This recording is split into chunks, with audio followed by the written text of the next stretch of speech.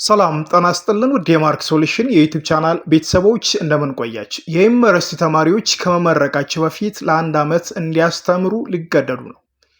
ትምህርት ሚኒስቴር የዩኒቨርሲቲ ተማሪዎች ከመመረቃቸው በፊት ማህበረሰብን ለአንድ ዓመት በቅድሚያ እንዲያስተምሩም ወይ እንዲያገለግሉ የሚያደርግ አሰራር ተግባራዊ ለማድረግ እቅድ መያዙን አስታወቀ።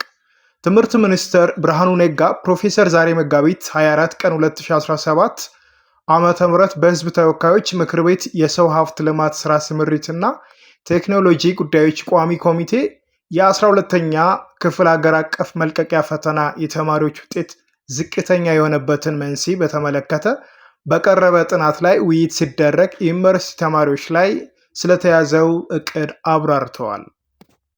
ላለፉት ዓመታት እሳቸው በኃላፊነት ከተሾሙ ጀምሮ የ12ኛ ክፍል ሀገር አቀፍ መልቀቂያ ፈተና የተማሪዎች ውጤት በከፍተኛ ደረጃ ዝቅተኛ እንደሆነ ካደረገ መንስኤዎች መካከል የመምህራን ብቃትና የተነሳሽነት ማነስ ተጠቃሽ መሆናቸውን ጠቁሟል። ችግሩን በአጭር ጊዜ ለመፍታት እንዲቻል የተለያዩ ተግባራትን እየሰሩ መሆኑን ሚኒስተሩም ገልጿል።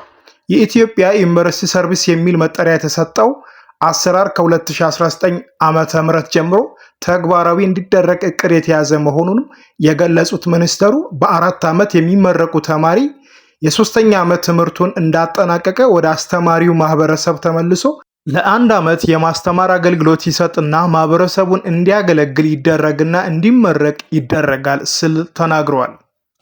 ይህ አሰራር ለተማሪዎች ለራሳቸው የተግባር ትምህርት እንደሚሆንና የበለጠ እንዲበስሉ እንደሚያደርጋቸውም ተናግረዋል። ተማሪዎች የመምህርነትን ሙያ ተላብሰው በዚያም ወደ ሙያው እንዲያመሩ እድል በመፍጠር ለጊዜውም ቢሆን በዘርፉ እየቀነሰ የመጣውን ወደ ሙያ የሚገቡ የአስተማሪነት ቁጥር ለማሳደግ እንደሚረዳ ሚኒስቴሩም አብራርተዋል።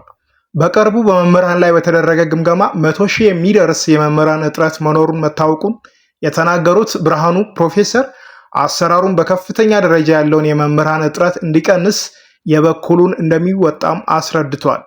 ወደ መምህርነት ሙያ የሚገቡ ሰዎች ክፍተት ለማስተካከል ከተያዙ ዘርፈ ብዙ የማታገያ ስርዓቶች አንዱ መምህራን በአገሪቱ የፋይናንስ ስርዓት ውስጥ የራሳቸው ድርሻ እንዲኖራቸው የኑሮ ውድነቱን እንዲቋቋሙ ለማድረግ የመምህራን ባንክ ማቋቋሙ አንዱ እቅድ መሆኑን ማስታውቋል።